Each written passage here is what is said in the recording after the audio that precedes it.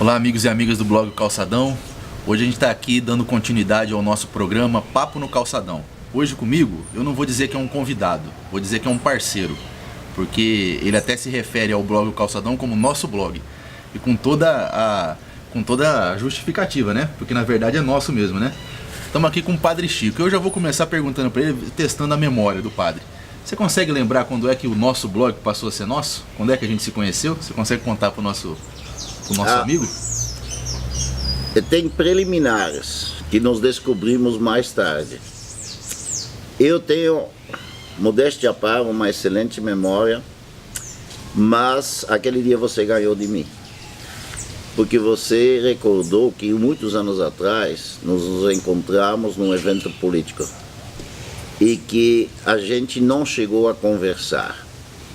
Mas depois você deve ter passado num lugar que eu considero como o último espaço e a última oportunidade de eu ter me empolgado com um evento envolvendo muita gente, e a preparação foi muito gratificante. Eu estou me referindo a 2011, o Fórum Social.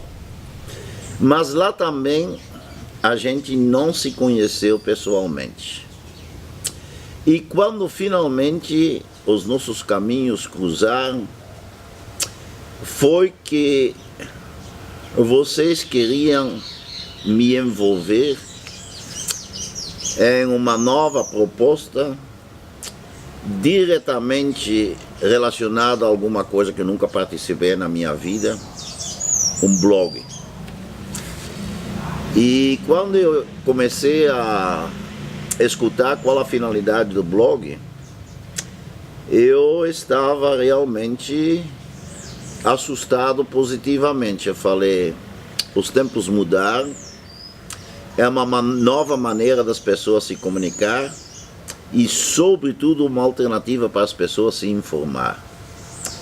Porque nós temos pouquíssimos veículos na imprensa escrita que nós podemos ler com o mínimo de segurança de não sermos enganados.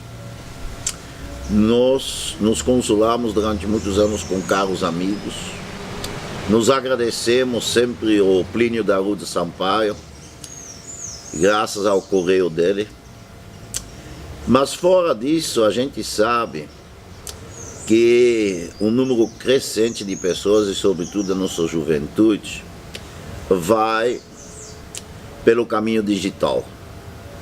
Então o blog, ele é uma nova maneira de a gente interagir com a população.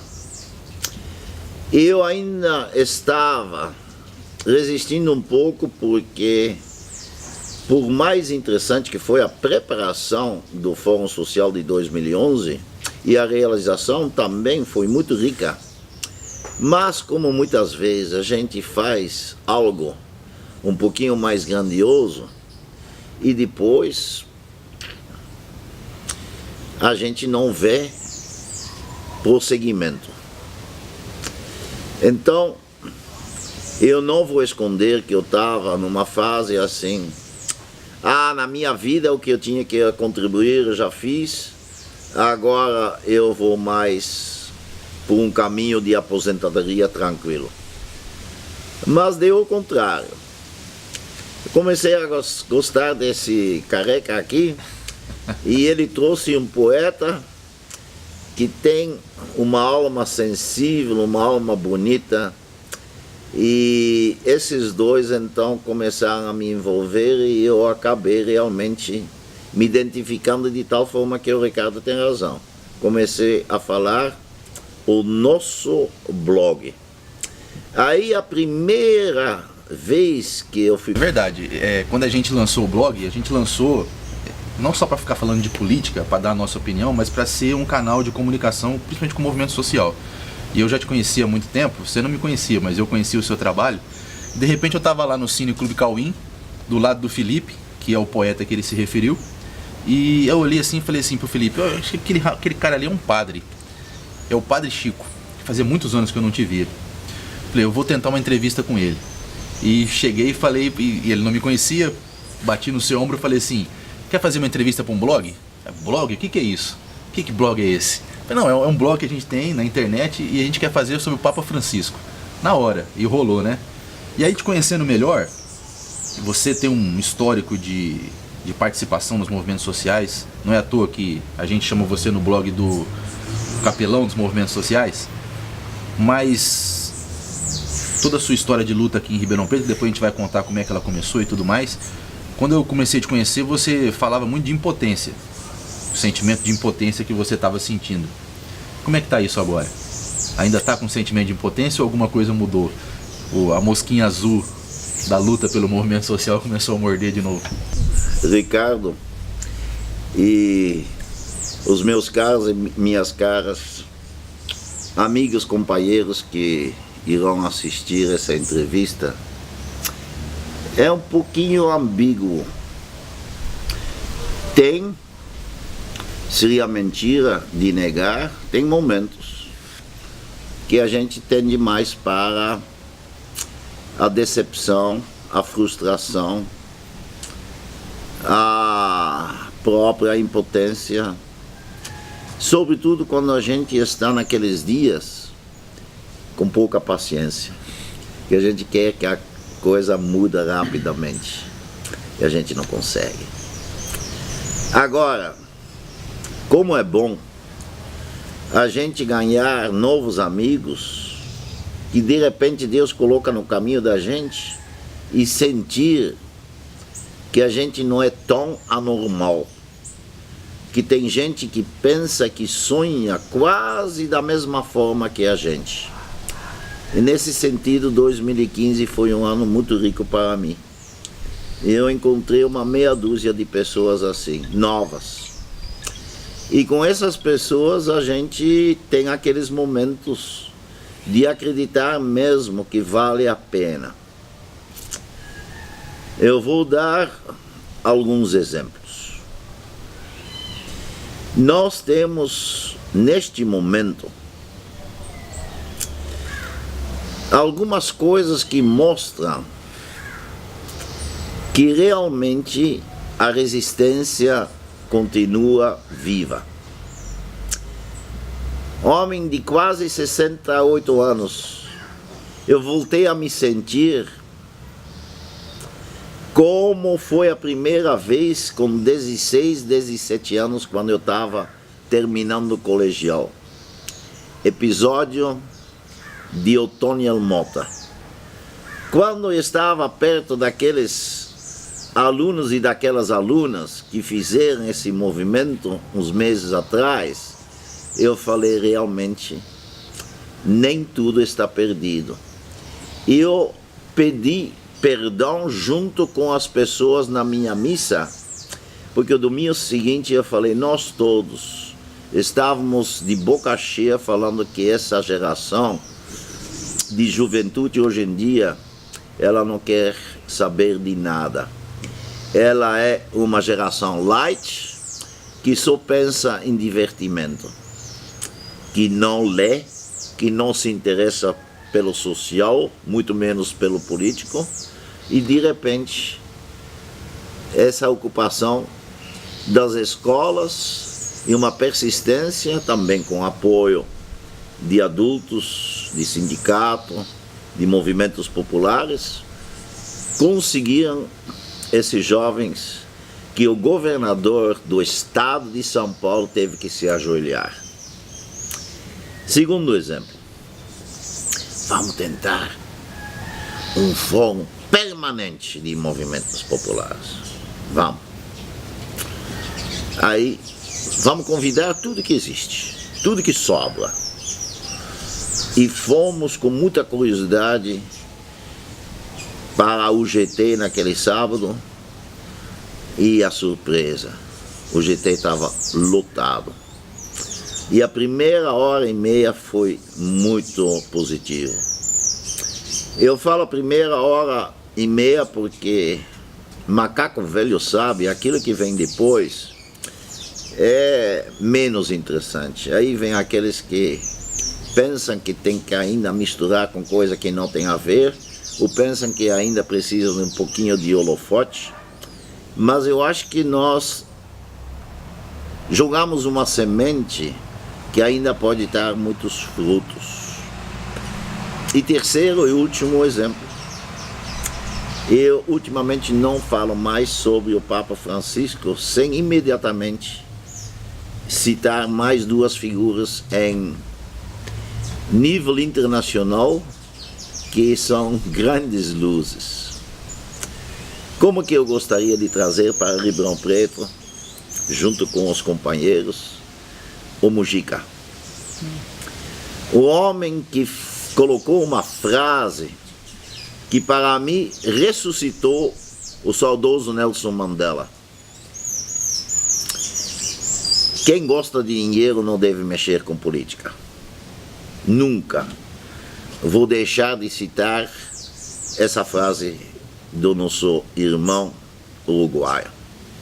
E segundo, eu voltei a ler mais. E o livro que me deu também uma injeção de esperança o ano passado, primeiro semestre, a história da Malala e do pai da Malala.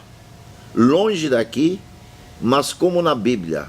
Na Bíblia é tudo longe em tempo. Na Malala é longe em distância geográfica.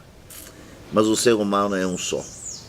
Então essa menina é o símbolo da coragem, é o símbolo, junto com o exemplo que o pai lhe deu, que a gente aposta em educação de qualidade para todos, ou a gente não merece a vida que a gente recebeu do Criador. Nesse tempo que a gente está vivendo de ódio, indignação seletiva, hipocrisia, é sempre muito bom conversar com um padre como o Padre Chico. Eu queria mudar um pouquinho de assunto, mas não saindo desse assunto de política e de sonho e de romper essa nossa impotência. Você sempre trabalhou com jovem. Depois você pode até contar essa história na Pastoral da Juventude aqui em Ribeirão Preto. E hoje você desenvolve um trabalho junto com várias pessoas no Sonho Real, aqui na Paróquia Santa Terezinha, com crianças. Sim. E tiveram boas notícias ultimamente, né? Sim. A parceria com o Projeto Guri. Com certeza. Vai acontecer, parece que aqui, na reforma, aqui na paróquia, vai ter mais crianças. Kabuki. Conta um pouquinho pra gente como é que está sendo esse trabalho. Quantas crianças vão ser atendidas a partir desse ano? Então, Ricardo, eu agradeço muito essa pergunta, porque no Sonho Real a coisa já aconteceu. Está funcionando. Nós, como a grande maioria das ONGs que querem apresentar um trabalho sério, mais exigente, um trabalho que você pode resumir em primeiro lugar, tentar envolver a família para que a família da periferia recebe chance de sair do fatalismo total, de não acreditar que em vida ainda vai ter possibilidade de mudar para melhor. E a respeito dos adolescentes, mais ainda do que as crianças, fazer um trabalho preventivo de oferecer coisas que os próprios adolescentes gostam para não ficar 4 horas por dia na rua, período que eles não estão na escola, e serem expostos a grande ameaça hoje que são as drogas e tanta coisa que possa comprometer o futuro desses jovens. Nós também tivemos sérios problemas de sobrevivência. Acho que todo mundo já entendeu que são problemas financeiros.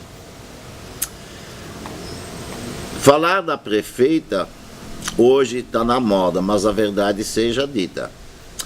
ONGs que sofrem anos de congelamento em não querer reajustar os subsídios municipais, atraso que faz com que a gente precisa fazer mais pizzas para vender e mais jantares dançantes para não ficar sem pagar em dia os funcionários, fez com que a gente foi obrigado a fazer novas escolhas.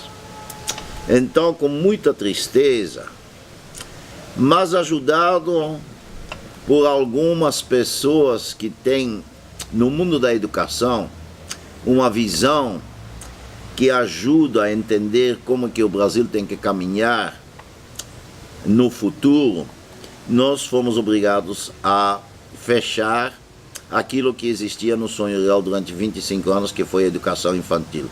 Os nossos baixinhos, com a orientação de um vereador, de um promotor do Ministério Público e, sobretudo, aquele que eu vou mencionar nominalmente, graças à visão crítica, mas muito oportuna do professor José Marcelino, responsável na USP pelo Departamento da Educação, nós entendemos que a gente tem que dar prioridade ao contraturno para aqueles que são um pouquinho mais crescidos. E, de repente, a gente foi procurado por um projeto que é esse que o Ricardo acaba de mencionar, que é o Guri, que eles estavam com outro problema. Porque para eles não falta dinheiro, porque eles têm uma forte ligação com o estado de São Paulo. No entanto, mesmo com esse dinheiro e um timaço de professores, geralmente jovens, assim, acho que a média é 35 anos, eles estavam no Boulevard, lugar totalmente deslocado perante uma oferta que se dirige em primeiro lugar a adolescentes e jovens da periferia. E, além disso, um lugar muito apertado, infraestrutura péssima para oferecer aquilo que eles oferecem e que acho que não se discute, que ao lado do esporte é o caminho mais interessante para oferecer alguma coisa que adolescente necessita para se sentir valorizado e para ter um lazer muito sadio, música. Música com todos os instrumentos, com a possibilidade de aprender a cantar, etc. E eles nos procuraram por causa que a nossa infraestrutura, graças a Deus, é muito boa. Nossa casa é ampla, bem feita, bem construída. E deu certo, fizemos a parceria. Então, agora já faz um mês que nós temos todo dia entre 150 e 200 alunos que cada um usa 2 vezes por semana o prédio do Sonho Real para ter a sua aula de violão, de teclado, de clarineta, de aprender a cantar. E ao lado deles nós temos 6 oficinas, por exemplo, uma nova. Hoje no Sonho Real pode aprender a jogar xadrez. Chico, para terminar, queria fazer 2 perguntas. A primeira é a sua história pessoal. Eu acho que tem muita gente da idade do Paulinho, que está filmando aqui com a gente, que conhece você, conhece a sua história. Mas tem muita gente em Ribeirão Preto mais jovem que não sabe quem você é, não sabe de onde você veio, não sabe a sua história de luta. Como é que apareceu o Ribeirão Preto na sua vida? Conta um pouquinho para quem está acompanhando a gente pelo blog, quem é você? Quem é o Francisco Vaneron? Em primeiro lugar, eu faço questão de revelar que eu sou filho e, sobretudo, neto de classe operária.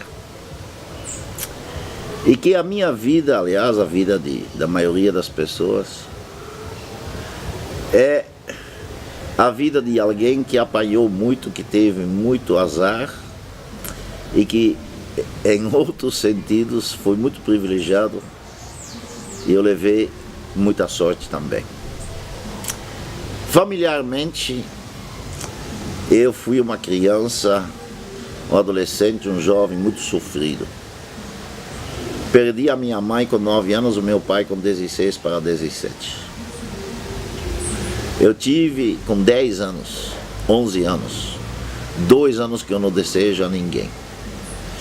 Internado a 300 quilômetros do meu pai e da mãe que me criou. Eu levei sorte no sentido que o meu pai entendeu, a partir do pai dele, a figura do meu avô paterno, que eu quase não conheci, lembranças muito vagas, me persegue no seguinte sentido. Tem muita coisa que se fala desse homem que ele não teve a sorte de realizar que eu tive. Falam que ele sonhava em ir para o seminário e se tornar padre. Ele era reboqueiro, mas não de ajudar grandes navios a encontrar o caminho para entrar no porto. É que na Europa o pedreiro apenas assenta os tijolos na hora da alvenaria, depois entra outro que passa o reboque. É reboqueiro na Bélgica. E ele era artesão porque ele fazia o reboque mais exigente em volta dos lustres e nos canteiros, e por isso ele exerceu isso sobretudo em edificações onde que tinha dinheiro para pagar um trabalho de artesão. Por exemplo, no Ministério da Justiça, algumas dependências da Casa Real e mansões de nobreza. E o meu pai, ele com 14 anos, ele foi ajudar o pai a aprender essa profissão, e a vida toda mostrou ser filho digno de um pedreiro, vamos dizer. Mas não dava para continuar a trabalhar com o pai dele, porque o pai dele, ele como muitos naquela época, também por explicações históricas dentro de uma sociedade belga que tinha muitas características iguais àquela brasileira que eu encontrei aqui em termos de organização social. A classe operária também naquela época na Bélgica era muito explorada, oprimida, então fugiu no consolo da pinga, no seu caso Genebra. E o meu pai foi para outro caminho e tornou-se um autodidata e conseguiu, por exemplo, se tornar um craque em matemática e investir tudo que ele tinha de conselho, de dinheiro, tudo no estudo do seu filho. Aí começou a minha sorte. Eu tive a oportunidade de frequentar um colégio excelente, depois uma universidade que até hoje, a semana passada ainda apareceu na internet, em nível mundial continua se mantendo 11º, 12º lugar.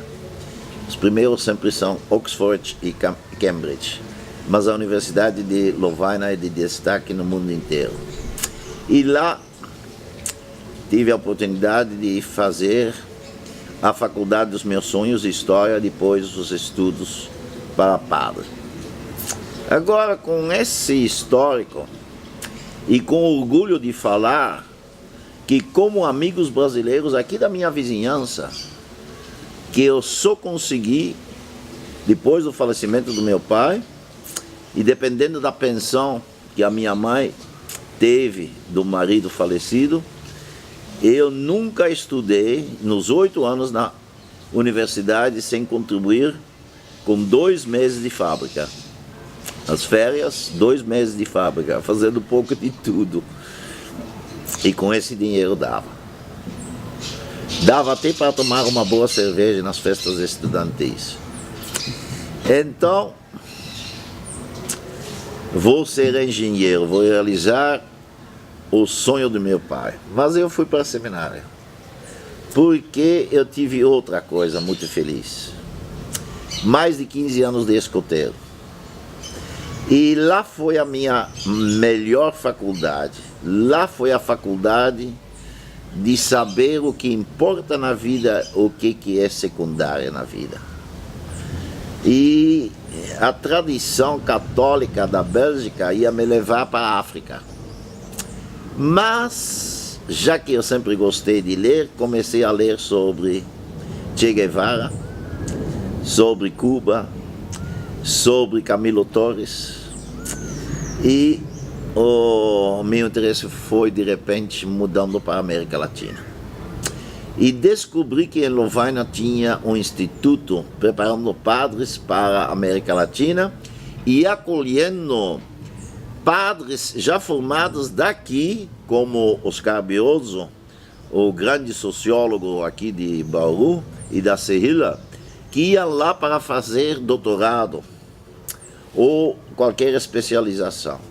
Então entrei nesse instituto, tipo seminário, e na época que entrei tinha lá convivência de 17 nacionalidades. Muito rico. E aí uma namorada casou com um chileno. Primeira namorada, ela sempre deixa saudades, né? Eu vou para o Chile. Comecei a estudar espanhol.